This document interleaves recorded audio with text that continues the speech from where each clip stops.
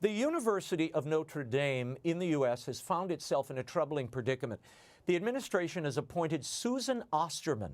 She's an openly pro-abortion professor to direct its Liu Institute for Asian Studies. The backlash has been swift and severe. 2 fellows have resigned from the program. Students are up in arms. Joining me now for reaction, Father Bill Miscamble, professor emeritus of history at Notre Dame, and a consistent voice for the university's Catholic mission. Also with us, Anna Kelley, a Notre Dame senior and president of Notre Dame Right to Life. Father, I want to start with you. You wrote an op-ed decrying this appointment. Tell us exactly what makes Susan Osterman's appointment so problematic. Raymond, she has an extensive record of pro-abortion advocacy. This is not someone who is mildly pro-choice and keeps sort of her personal views to herself. She has been a strident advocate for abortion and also a fierce critic of crisis pregnancy centers. She has a particular animosity to them. She has also been a consultant to the Population Council, which, as we know, has such a terrible human rights record, in fact, in Asia. And so all of these combine to make this simply an appointment that goes against Notre Dame's professed commitment to be in support of the sanctity of human life. So it's just a terrible appointment. I find it hard to explain how it could even have come about, but it has come about and it must now be rescinded. Father, you've taught at Notre Dame for decades. You're a priest of the Holy Cross, which this is the order that runs Notre Dame. You've seen administrations come and go. Do you view this as a misstep or a willful abandonment of Notre Dame's Catholic identity? Look, Raymond, I'm not on the inside as to how this appointment came about, but there must have been awareness on the part of the Dean, Mary Gallagher of the Keough School of Global Affairs, and the Provost, John McGreevy, of Susan Osterman's extensive pro-abortion record. Now, I don't know what would have motivated them to proceed ahead with an appointment in light of that record, but it does not speak well for either of them that they proceeded ahead ignoring this long record of pro-abortion activity. So I see it perhaps as something more than a misstep, I regret to say. Father Miscamble, 2 fellows have now resigned from the Asian Studies program rather than work under Osterman's leadership. One said, and I quote, "Continued formal association with a unit of the university led by such a person, to me, is simply unconscionable." That's extraordinary language from academics. What does that tell you about how serious this breach is?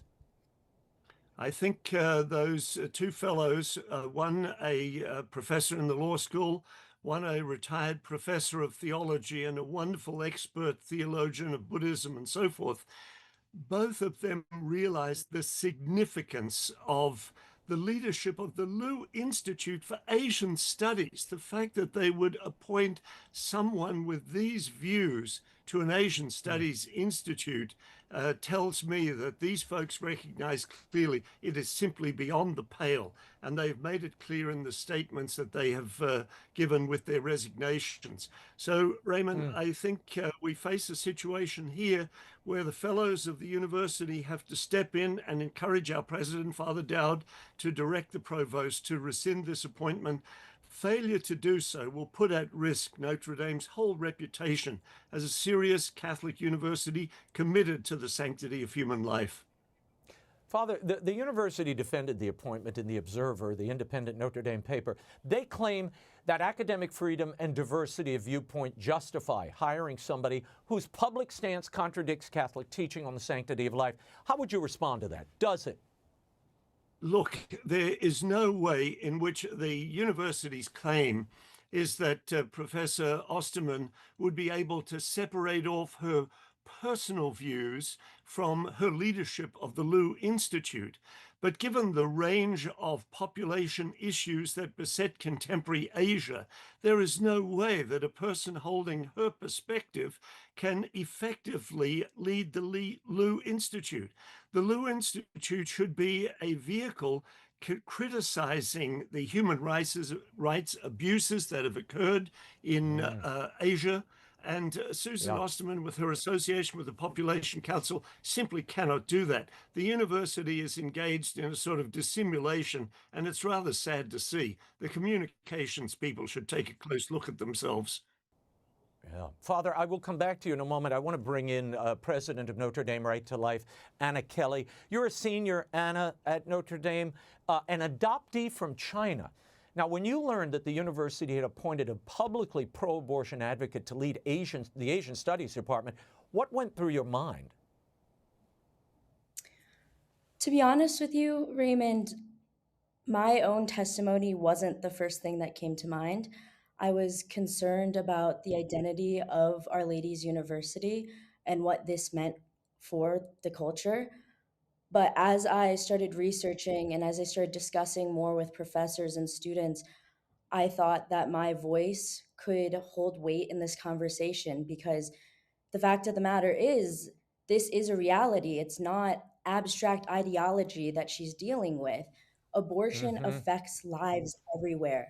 And she worked for the Population Council, which publicly supported this population control in China and affected millions of families, including my own life. I mean, I Yeah. am so blessed to be given this platform to speak on, and I am so grateful for the life I've been given.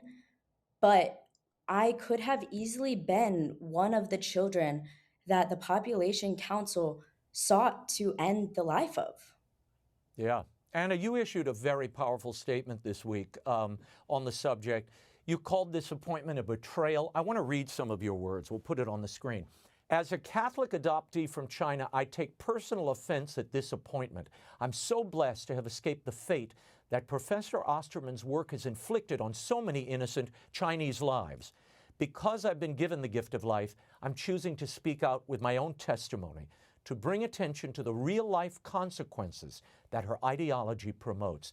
Anna, tell our viewers, as someone whose very life was threatened by these coercive population policies in China, why did this decision by your beloved university feel so personal to you? And are your fellow students, do they understand the real-world implications of this? I've had a lot of conversations with fellow students, and they really are upset by this appointment. I think my friends specifically who understand that I was blessed to be given life, they feel personal conviction in this issue as well. I just really want to emphasize again the blessings that I've been given and the fact that this policy threatened my own life. And this is why I feel like I have to speak out. These lives are people. Each person is made in the image of God. We are unique beings from conception. And these policies hurt and tear down and they dehumanize lives. These lives are across the globe, but they mean as much as your neighbor, as us right now speaking. It's so Yeah. important to take a stand on these issues because we aren't dealing with ideas and hypotheticals. These are lives affected. Millions of babies were aborted. And I was lucky enough to be given the chance of life. And I was left on the gates of an orphanage. And I had a letter from my birth mother saying she wished me a good life. And it's for her that I thank to be given this opportunity to speak. Beautiful, Anna. Before I let you go, do you think your generation of Notre Dame students will ultimately reclaim the university's Catholic mission? I mean, we saw that beautiful mass. They built an ice cathedral. 2,000 plus came out in the cold. Clearly, there's something still attached to the Catholic faith that runs deep in the student body, if not the administration. Yes, I think that the Catholic culture, like any institution, has its weaknesses and its issues.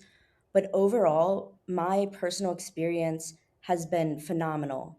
I have made such wonderful connections, students, administrators, and it's all grounded in the faith. One particular institution, the De Nicola Center for Ethics and Culture, has spoken out on life issues and has been a great support to me personally, to the Notre Dame Right to Life.